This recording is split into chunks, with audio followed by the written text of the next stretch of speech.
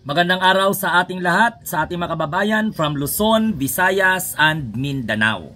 So, ito pong vlog na ito, sabi ko nga sa inyo, masaya ako na sinusuportahan ang mga sumusuporta sa ating mahal na Pangulong Bongbong Marcos. Pero sa punto na ito, alam ko marami po ang mga masasaktan. Pero, ngayong araw, gusto ko ipaalam sa inyo, nababanat na tayo ngayon kay former Speaker Martin Romualdez. Dahil halata naman na majority sa ating mga kababayan ay gusto pong mapanagot ang mga sangkot sa flood control anomaly at sa pagbali ng pondo ng taong bayan. So ayon po nga sa statement ni Mayor Vico Soto, ang iginagalang na mayor ng Pasig, majority sa ating mga kababayan, nakikita po nila at naghahangad, no, na mapanagot itong mula kay Speaker Martin Romualdez hanggang po sa mga Department of Public Works and Highways officials at mga kontraktor. Matatandaan naman natin na ang Pangulong Bongbong Marcos ay walang pong sinasanto. Dahil marami pong mga tao na talagang they really wanted to held accountable from Martin Romualdez to DPWH officials and contractor. So yan yung mga inaano ng mga taong bayan. So kaisa po tayo dyan kasi yan man din ang kagustuhan ng ating mahal na Pangulo, mapanagot ang dapat managot. So sabi po nga dito, as we seek justice, let's also not forget our nation history and struggle with corruption. Marami namang nagsasabi na, bakit? Anong nangyari? So pwede na tayo ngayon magtanong. Bakit sa pamumuno ni Speaker Martin Romualdez na noon hinahangaan din natin, pero lakas po kasi yung panawagan ng taong bayan at marami pong nagsasabi na dapat mapanagot ang former speaker. Kasi hinayaan niya Ano yung role ng former speaker? Alam natin na marami tayong mga kaibigan na ipinagtatanggol si former Speaker Martin Romualdez. Iginagalang po natin ang kanilang mga pasya, ang kanilang mga political standpoint. Pero ako kasi, hindi pa ako tali kay Speaker Martin Romualdez. Hindi po ako nakaangkla sa kanya. Maliwanag po sa aking mga vlog, masaya ako dahil may sumusuporta sa ating mahal na Pangulo, kahit kamag-anak na pa yan o hindi, masaya ako, suportado ko. Pero sa usapin ng flood control, sa usapin ng budget insertion, imposibleng walang alam si former Speaker Martin Romualdez sa kagaguhan, sa katarantaduhan nitong nagtatago na si Saldico. Hanggang kailan natin susuportahan kung sila mismo ang naglustay ng pera ng taong bayan? Dahan-dahan kasi noon, very demure pa tayo, hindi pa natin binibira. Ako naman di ko naman sila binibira. Ang akin lang is, yung aksyon kasi nung nakaraang Congress, naapektuhan po ang ating Pangulo at ang ating gobyerno sa kabuuan.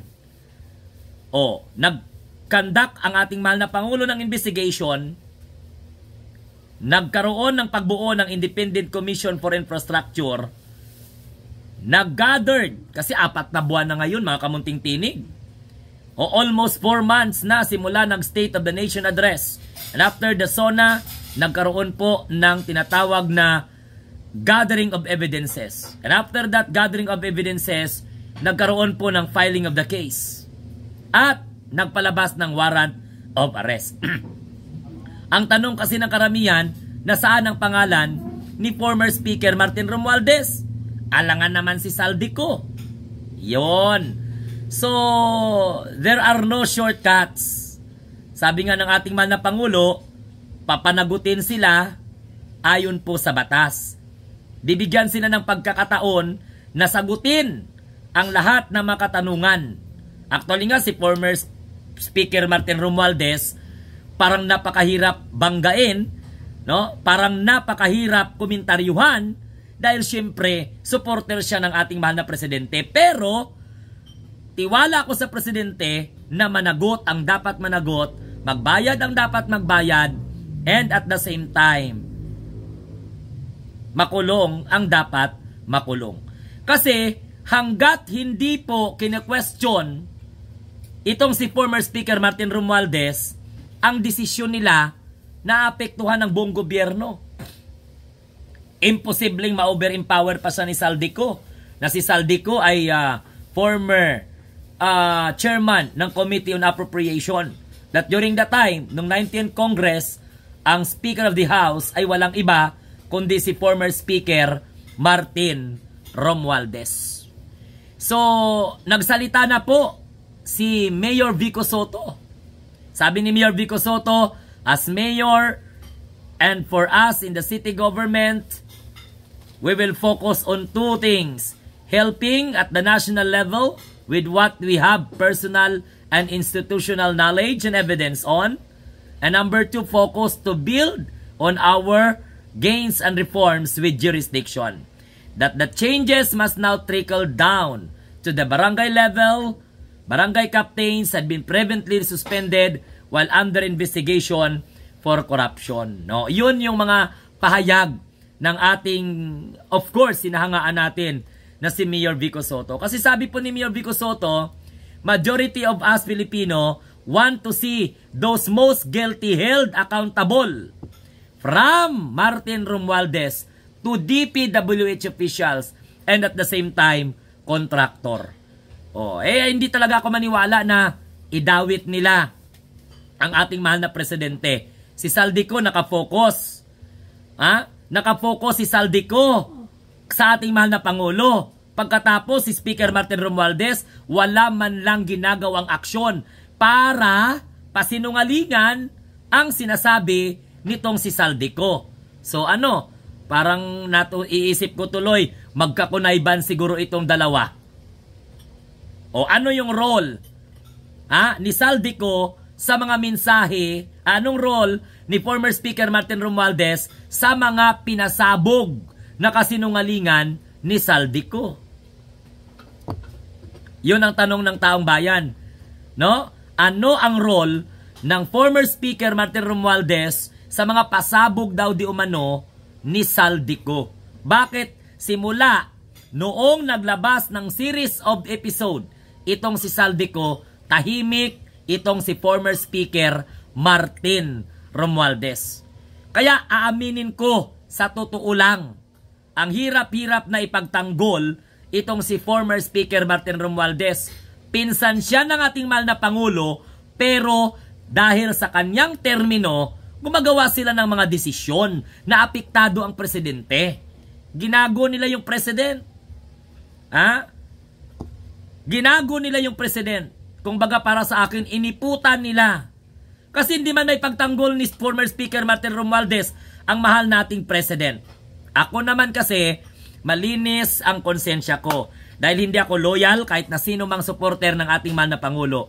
Pero nagpapasalamat ako dahil sinusuportahan nila ang presidente. Pero sa punto na ito, for the president alone lang po ako at saka sa first couple at sa first family. So ngayon, tama yung sinasabi po ni Mayor Vico Soto. Dahil si Mayor Vico Soto na nagsalita, sigurado may sisira na naman sa pangalan ni Mayor Vico Soto.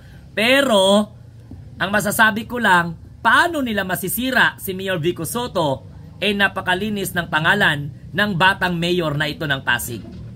I am very sorry sa mga supporter natin dyan na talagang mahal na mahal si former Speaker Martin Romualdez.